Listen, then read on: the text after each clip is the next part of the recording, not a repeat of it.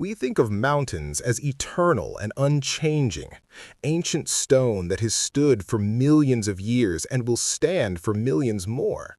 Dead rock pushed up by tectonic forces, slowly eroding under wind and rain, but fundamentally inert, lifeless. But what if that's wrong? What if some mountains aren't geological formations at all, but living things so vast and so old that we can't recognize them as alive? What if the Appalachian Mountains, some of the oldest mountains on Earth, have been breathing all along, and we've just interpreted their exhalations as weather patterns and their movements as earthquakes? In the remote wilderness of southwest Virginia, there's a range of peaks that locals call the Breathing Hills, and they call them that for a reason. This is the story of Dr. Katherine Morgan, who went to those hills to study the Earth. She had no idea the Earth was studying her back. Welcome to the Breathing Hills. The mountain is waking up, and it's hungry. Dr. Katherine Morgan had spent 15 years studying seismic activity in the Appalachian region, and she'd never seen readings like the ones coming from the Breathing Hills. The data didn't make sense. Every 6 hours and 43 minutes, the seismographs showed a coordinated pattern of microtremors across a 15-square-mile area. Tremors that started at the peaks and rippled down through the valleys in waves.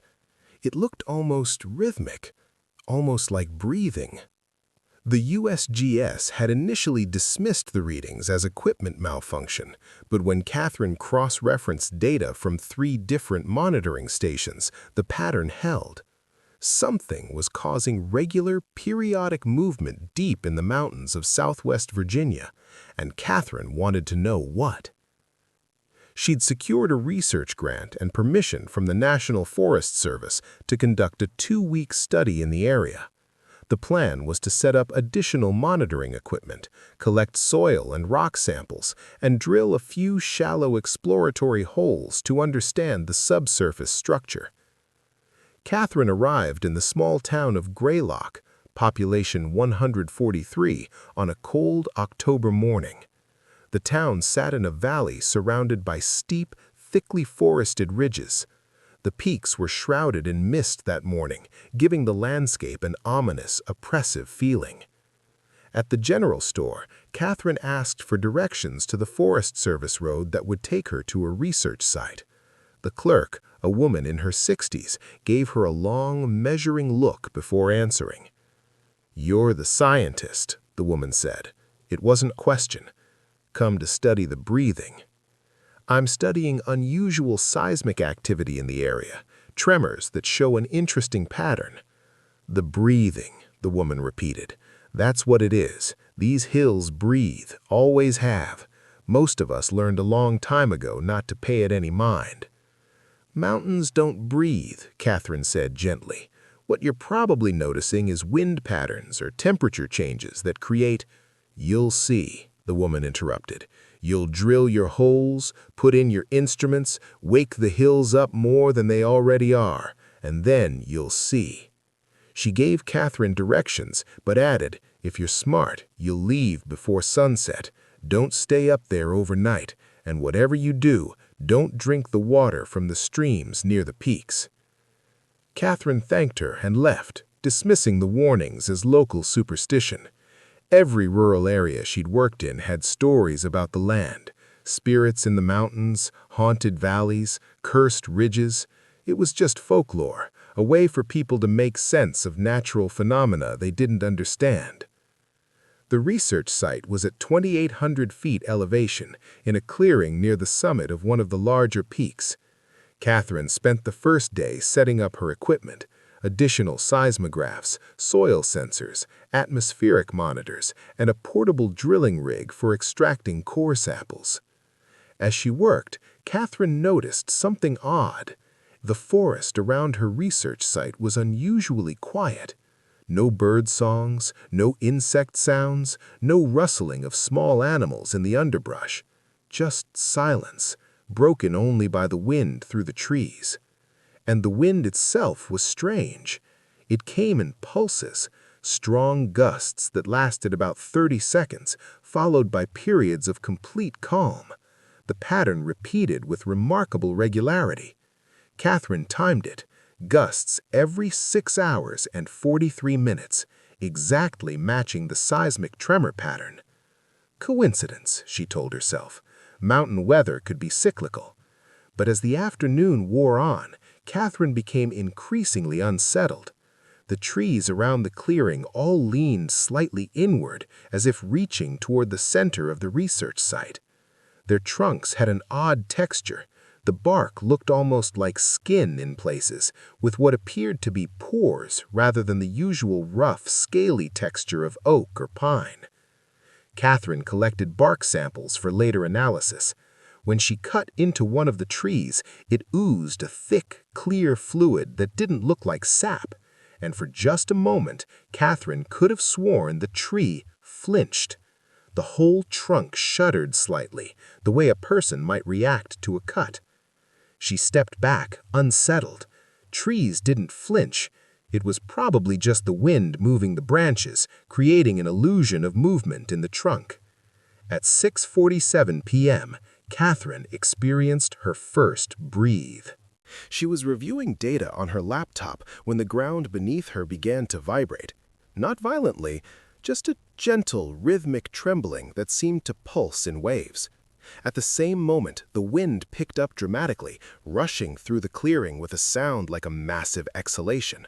The trees swayed in unison, all bending in the same direction, as if pushed by an enormous, unseen force. And Katherine felt something she couldn't quite explain, a sense of pressure, as if the air itself was being displaced by something vast moving just below the surface. The sensation lasted 38 seconds, then everything went still. The wind died completely. The trees straightened. The trembling stopped. Katherine checked her seismograph readings.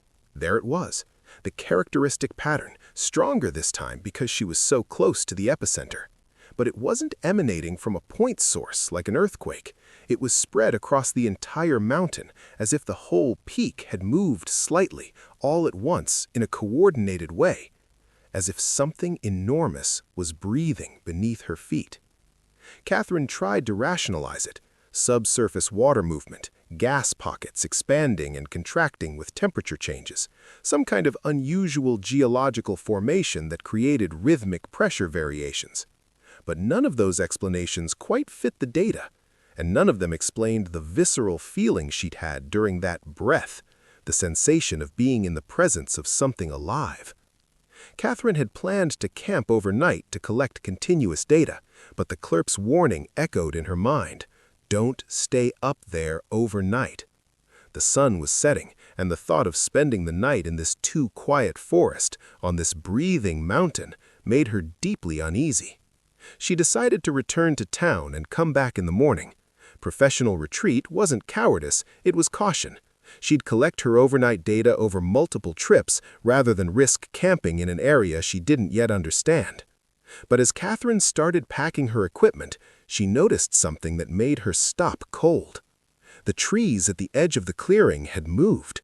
She was certain of it. They were closer than they'd been that morning, by at least 6 feet. Their roots had somehow shifted, pulling the trees forward, narrowing the clearing. That wasn't possible. Trees didn't move. Not like that. Not in a single day. Katherine backed toward her truck, her heart pounding. As she moved, she saw other changes. The ground in the clearing looked different. The soil seemed to have a slight sheen to it, as if something wet had seeped up from below. And there were marks in the dirt that looked almost like veins, radiating out from where she'd set up her drilling rig. She got in her truck and drove back down the mountain as fast as the rough road would allow, not stopping until she reached Greylock. She checked into the town's only motel, a run-down establishment with 6 rooms, and spent the evening reviewing her data, trying to make sense of what she'd observed. The seismic readings were undeniable. The rhythmic pattern continued every 6 hours and 43 minutes, perfectly regular. But Katherine had also captured temperature data that was puzzling. The ground temperature at her research site had been warmer than it should be, and it fluctuated in sync with the tremors.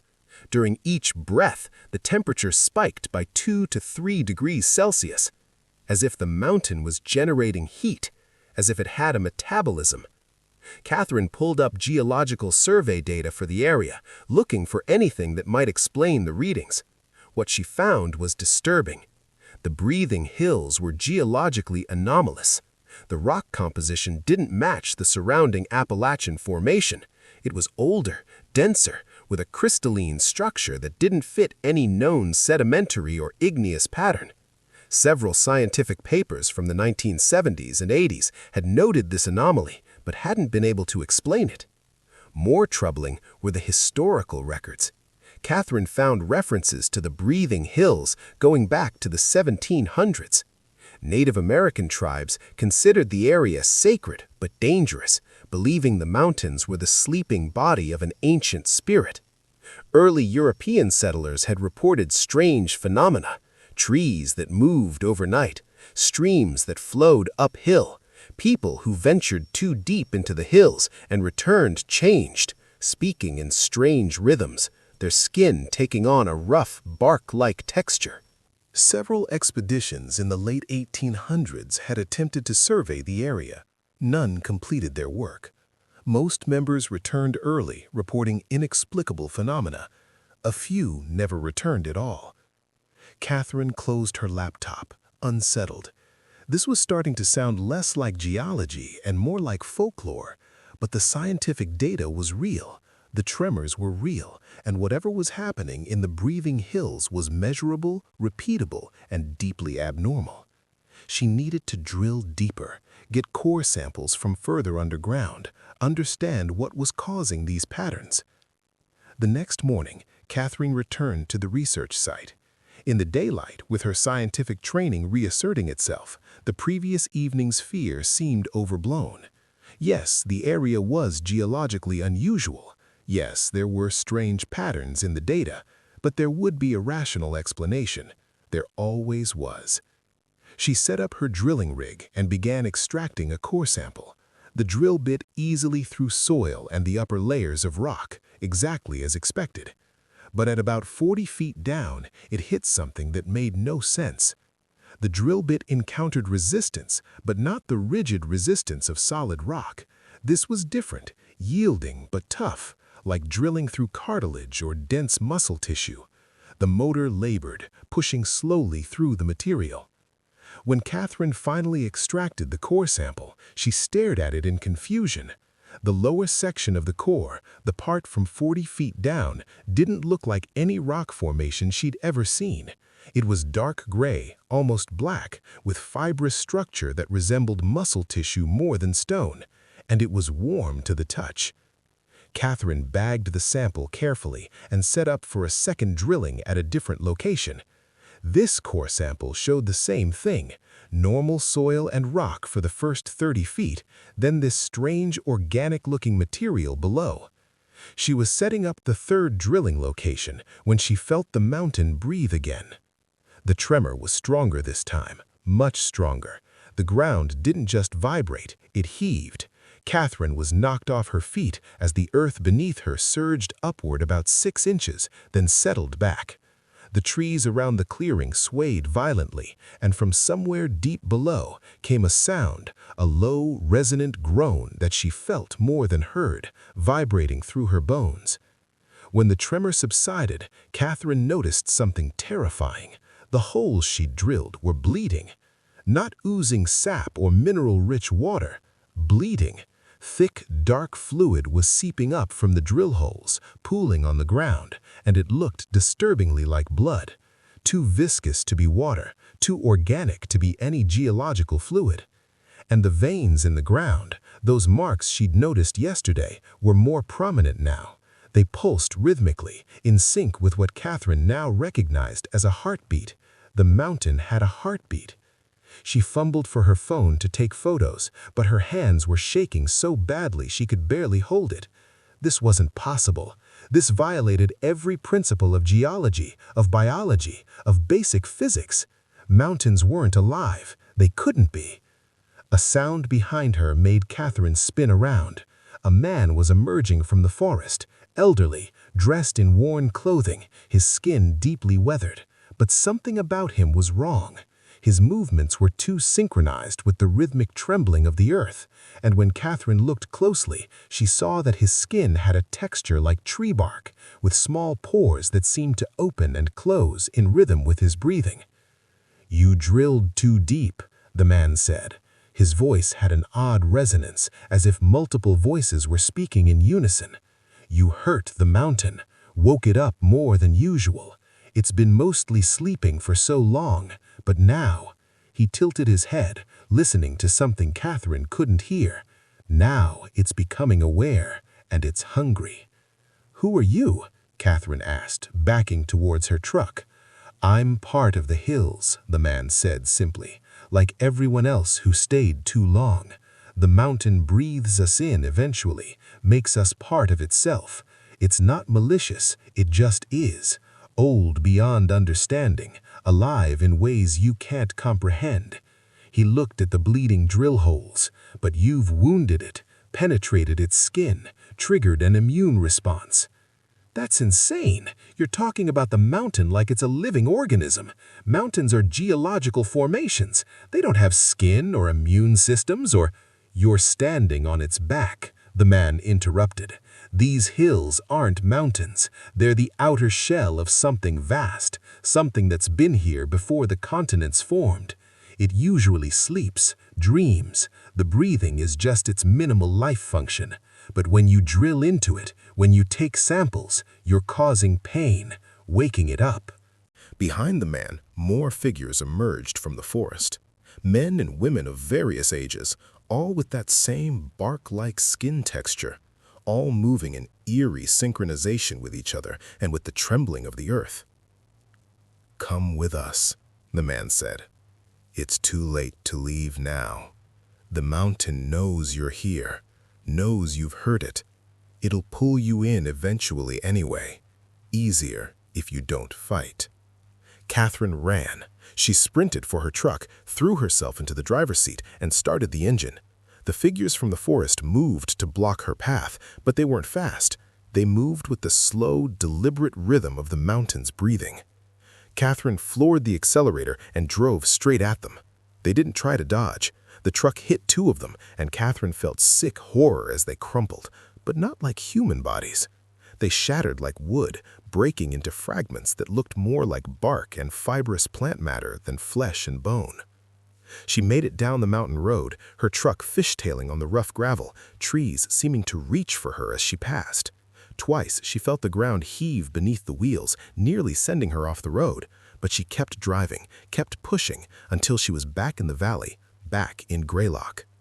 Katherine went straight to the sheriff's office. She tried to report what she'd seen, tried to explain about the people in the forest, the bleeding drill holes, the living mountain. The sheriff, a tired-looking man in his 50s, listened patiently, then sighed. "You drilled into it," he said. It wasn't a question. "Into what?" "The thing that lives under the hills. We don't have a name for it, don't know what it is, but it's been here as long as anyone can remember. Longer. The hills breathe, and if you stay too long, you start breathing with them, start becoming part of them." "You knew about this?" Katherine was incredulous. "You know there's something alive up there, and you've never reported it? Never—" "Reported it to who?" the sheriff interrupted. "Scientists come through every few years.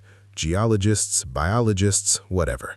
They do their studies, take their samples, and most of them leave thinking they found some unusual geological formation. The smart ones listen to the warnings and don't drill too deep. The stubborn ones—" He shrugged. "The mountain takes them. They either die or they become part of it, like the others." "Why haven't you evacuated the town? Why would anyone live here?" "Some of us were born here. Our families have been here for generations. We're already part of it in small ways. The mountain's been breathing us in slowly for so long that we can't leave. We'd die if we went too far from the hills." The sheriff pulled up his sleeve, showing Katherine his forearm. The skin had a subtle texture to it, a pattern that looked like wood grain.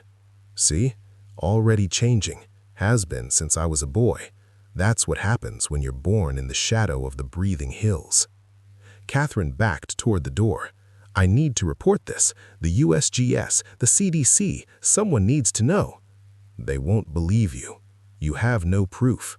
The samples you collected will show unusual mineral composition, nothing more. The blood from the drill holes, that'll be gone by now, reabsorbed. And if you try to bring a team back here, the mountain will hide, will go dormant, show them nothing but ordinary rock. But I saw people, those things in the forest. They won't be there when you go back. They'll sink into the earth, become part of the root structure. Wait until you leave. The sheriff's expression was sad. I'm sorry, Dr. Morgan, I really am, but you drilled too deep. The mountain noticed you, and once it notices you, it doesn't forget. Katherine left Greylock that afternoon, driving straight to Richmond. She filed her report with the USGS, detailing everything she'd observed. As the sheriff predicted, they were skeptical. The core samples showed unusual but not impossible mineral composition. The seismic data was interesting but could be explained by subsurface water movement. There was no evidence of anything alive. The USGS thanked Katherine for her work but declined to fund further research in the area. They suggested she'd experienced altitude sickness and dehydration, which could cause hallucinations. She should take some time off, they said gently. Get some rest. Katherine tried to move on, tried to focus on other research projects, other mountains, other geological mysteries, but she couldn't shake the memory of the breathing hills, couldn't forget the feeling of the earth moving beneath her feet like a sleeping giant shifting in its dreams. And she started noticing changes in herself. It began with her breathing. Katherine found herself unconsciously syncing her breaths with a rhythm. 6 seconds in, 43 seconds hold, 6 seconds out, the same pattern as the mountain's tremors. Then her skin started to change. Rough patches appeared on her arms and legs with a texture that reminded her of tree bark. Her doctor diagnosed it as eczema and prescribed cream, but the cream didn't help. The patches grew, spread, took on a fibrous quality. Katherine returned to the breathing hills 6 months after her initial visit. She told herself it was to collect more data, to prove she hadn't been hallucinating, but the truth was she felt drawn back. The mountain was calling to her. She hiked up to her research site. The clearing was smaller than she remembered. The trees had definitely moved inward, reclaiming the space. Her equipment was gone, probably taken by the Forest Service or scavengers, but the drill holes were still there. Only now they'd healed. The ground had closed over them, leaving only slight depressions and faint scars. Katherine knelt and touched one of the scars. The ground was warm, and when she pressed her palm flat against it, she felt a pulse, slow and steady. A heartbeat. The man from the forest emerged from the trees. Up close in daylight, Katherine could see he was more plant than human now. His skin was fully bark, his hair replaced by moss and lichen, but his eyes were still human, still aware. "It's calling you home," he said. "You can feel it, can't you? The pull, the belonging." Katherine wanted to deny it, but she couldn't. She did feel it, a profound sense that she should be here, should sink her roots into this soil, should breathe with the rhythm of the mountain. What is it? The thing under the hills? What is it really? Old. From before. Before humans. Before mammals. Before anything you'd recognize as life. It came from somewhere else, or it's always been here. We don't know. It exists on scales we can't comprehend. What you call the breathing hills is just a tiny part of it, the tip of something vast that extends deep into the Earth's crust, maybe deeper. It dreams down there. Sometimes it wakes briefly, and anything nearby when it wakes, he gestured at himself, becomes part of the dream. "I don't want this," Katherine said. But even as she spoke, she felt the lie in the words. Part of her, a growing part, did want it. Wanted to stop fighting. Wanted to let the mountain breathe her in, make her part of something eternal and vast. Then leave. Run far away. Maybe if you go far enough, fast enough, you can break the connection. Some have, but most— he looked at her arms, at the bark-like patches spreading across her skin. Most are already too changed, the mountains already in them, and eventually they come back. Katherine did leave, drove back to Richmond, tried to continue her life, but the pull grew stronger. The patches of bark spread across her skin. Her breathing continued to sync with the mountain's rhythm, no matter how hard she tried to break it. And she started to dream the mountain's dreams, vast, alien visions of geological time. She saw continents drift, oceans rise and fall, species emerge and go extinct, all from the perspective of something that witnessed it all, that existed on scales that human lifespans made meaningless. 1 year after her initial visit to the Breathing Hills, Katherine Morgan disappeared. Her car was found at the trailhead near Greylock. Her hiking boots were found at the edge of the research clearing, carefully placed side by side. But Katherine herself was never found. The sheriff of Greylock filed a missing person report, but didn't organize an extensive search. He knew where Katherine had gone. Same place all the others went when the mountain finally called them home. Down into the earth, into the roots and stones and the living tissue beneath, becoming part of the vast organism that dreamed beneath the Appalachian peaks. And if you hike in the Breathing Hills today, which I don't recommend, you might find a young oak tree in that clearing that wasn't there before. Its bark has an unusual pattern, and if you look very closely, you can almost see a face in the whorls and ridges, almost see eyes looking out, aware, but not quite human anymore. The mountain breathes, every 6 hours and 43 minutes, and with every breath, it grows slightly larger, incorporating new material, new life into its vast and alien metabolism. It's patient. It's been here for millions of years. It can wait for more curious scientists, more people who drill too deep, more souls to join its eternal dream. The Breathing Hills are still there, still breathing, still alive, and still hungry for more. Dr. Katherine Morgan's disappearance was never solved. The official report listed her as a missing hiker, presumed dead, but the USGS quietly closed their research program in the Breathing Hills area, citing inconclusive data and access difficulties. No scientists have returned to study the seismic anomalies since. The town of Greylock still exists, though its population has dwindled to less than 100. Everyone who lives there has the telltale signs, rough patches on their skin, breathing patterns that sync with the mountain's tremors, a reluctance to leave the valley for more than a few days.